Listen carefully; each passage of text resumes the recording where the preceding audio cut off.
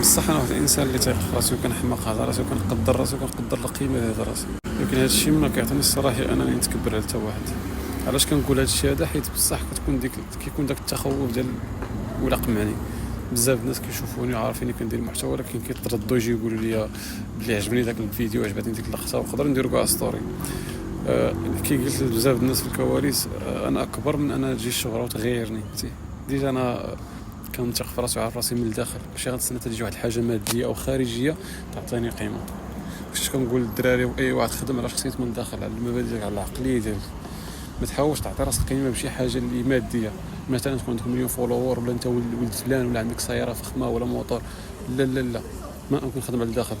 ولا المجتمع كله مشى بهذه العقليه والتطور غادي نكونوا مزيان. ما نبقاوش ندفلوا في الزنقه، ما نبقاوش نتكبروا. الفرق ما بين الانسان تيق في راسو والانسان المتكبر هو الانسان اللي تيق في راسو كيكون عارف القيمه ديالو، وكتكون عنده اضافه على راسو وعلى المجتمع ديالو.